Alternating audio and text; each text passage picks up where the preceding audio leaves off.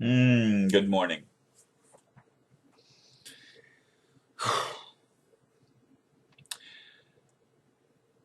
I didn't have anything tremendous or uh, grabbing my attention this morning. No dream, nothing earth-shattering came to me in my meditation. It's just quiet, peaceful, praying for people and remembering that the world we live in is going through tremendous change. And I came to the computer and looked at some emails and got caught up temporarily, although it's already up to 21 again, and that's just in the past 10 minutes or so. Anyway, I did write a blurb and a title, and the title is 2012 Learning to Love Beyond Guilt by Association.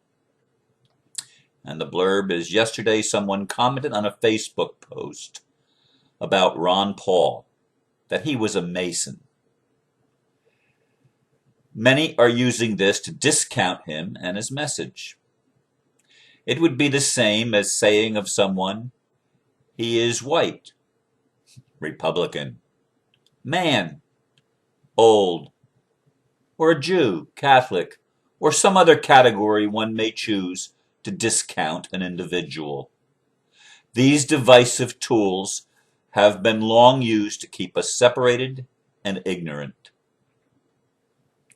We are all more than the role we are playing and the path we have been on in our journey. It's time to look past the things that separate us and learn to love from the heart.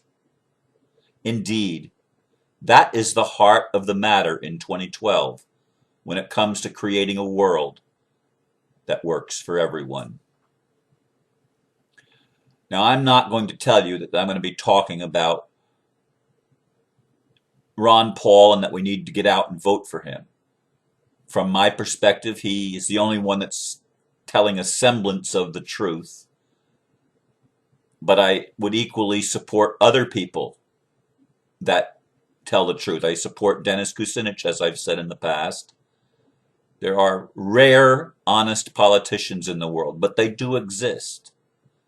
There are Masons in the world that are not part of some global conspiracy to create a domination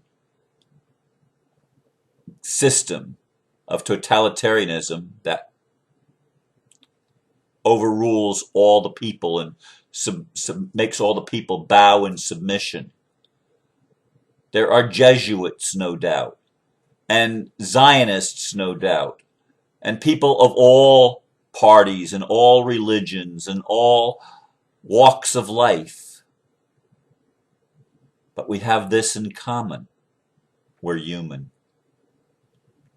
We are human beings made in the image of God, however we define that, and that can't even be a term. We have long been on this insane thing of trying to make people invalid because of anything. Pick it, name it. We label people, and thus we try to make them of none effect.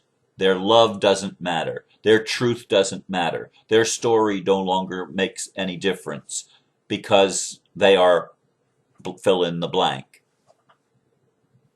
It doesn't matter, you see, where we've been or how we've gotten here. We are here at a point in time right now when we have the opportunity to rise above all of the pettiness and all of the competitiveness that has been employed in our world to create the world we've been living in, the world that makes those of us that are sensitive very sad when we see the injustices and the inhumanity of man to man and man to everything else in his environment. We need to get beyond the labeling, the name calling, and all of this divisiveness. It is a tool of the ego.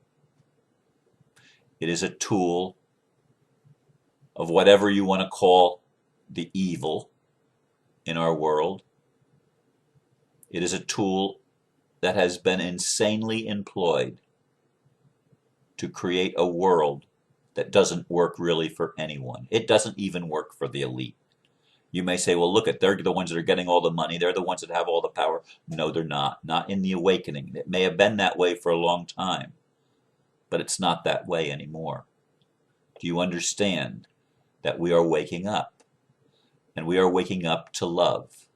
Love is the only answer that there really is. And I'm not talking about some airy-fairy kind of love, wishful thinking kind of love.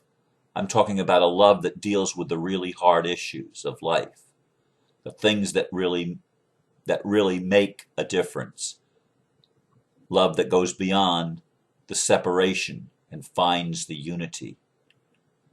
That's willing to work together, to brainstorm, to create alternatives that work. A love that's willing to try new things and to explore areas that have remained pretty much unexplored in our past. A love that asks the question, what if? What if we would actually listen to each other? What if we could actually see ourself in that other person we want to put down for whatever reason? What if we could, instead of criticizing the mote in someone else's eye, we could find the beam in our own eye and correct it? What if we saw our neighbor as ourself?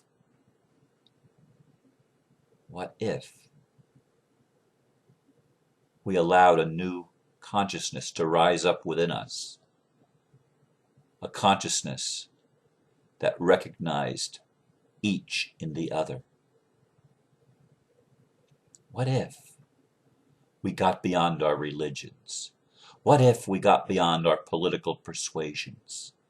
What if we validated everyone and started looking for the best in each person instead of the worst? What if we changed our whole mode of operation as human beings and started perceiving from a different plateau, a higher plateau, a higher perspective, one that enabled us to see the invisible lines, the invisible energies that connect us all, rather than the artificial labels that have divided us from time immemorial. You know, some people yesterday seemed to get a little bit perturbed at me because I expressed some sadness and some, quote, negative emotion. That's something else that we need to get beyond. We all, as humans, are going to have times when we feel high and times when we don't. And when we feel what are labeled negative emotions, we need to allow that feeling. And if someone else is expressing their sadness, their hurt, their anger, their sense of injustice, that's where they are, and it's okay.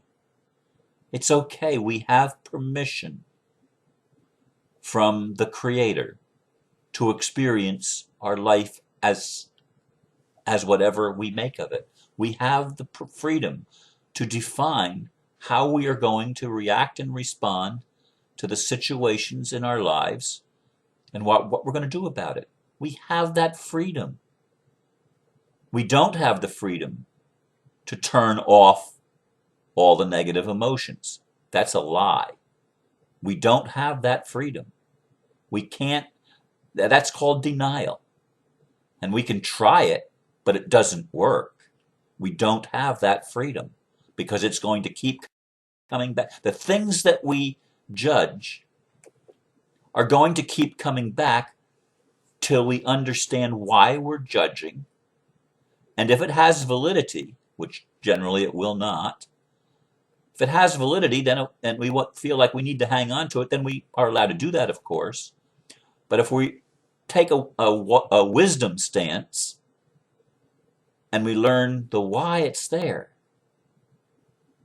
okay, we come up with a reason why it's there that we can live with, and we can say, okay, the Illuminati has existed because their job was to wake us up. These organizations that we tend to vilify, and I said the Illuminati, but people could say the Zionists or the Masons or the Jesuits. Name your organization that's a dark organization. And even within those organizations, there is light. Because there is always light in the darkness. Look at the yin-yang symbol. It's a beautiful symbol of truth, because that's the way the world is. Light exists even in the darkest of the dark, just as darkness exists in the brightest of the bright. It's the same thing. Everything is in everything else. This is a holographic universe. This is a creation where we have been given the opportunity to explore everything, and we've done a good job of exploration and a good job of creating a world that really doesn't work, because we've been doing it by a process of separation and elimination. It doesn't work, does it, folks? I mean, look at it. Is this the kind of world you want to keep living in? I don't. Quite honestly, if it was going to continue the way it has been, I would choose as rapid an exit as possible. Get me out of here. I'm done. I'm finished with it. But I think I'm going to be around for a long time. I think I'm going to be around for a very long time, because I have come with a dream, with a vision, with something in my heart that's been planted since I was a little boy, that I've always remembered and I've always hung on to. I look for a city that has foundations. I look for it to manifest in the physical world, what we call the real world. But I know that the real world is bigger than the one that we see. I know that the real world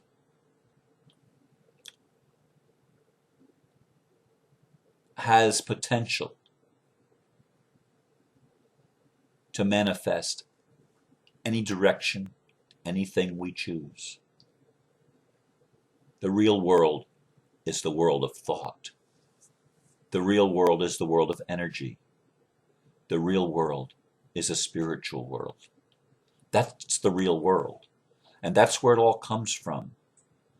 And it's why I encourage us to learn to love beyond guilt by association, or beyond our judgments, or beyond our labels. Let them fall away and start looking at your own heart and at the heart of others. And when we do this, we will have what it takes to create the world that we've all wanted to work, that we've all wanted to be in, that we've all wanted to experience, when we can actually wipe each other's tears away and hug each other. Everybody. Not just the people that are in our in-group or on our approved list. Get over that, please. For God's sake, for the sake of the children, for the sake of innocence, get over the judgments and the things that we've used to separate ourselves from each other. And please, please, give love a chance. I thank you for listening today. And as always, I do love you, and I do love me, and I do love the Creator and the creation. And I'm learning the best that I can. I'm learning and remembering that love is unconditional. And that's the kind of love I want to share with my friends and my family, with you. Namaste.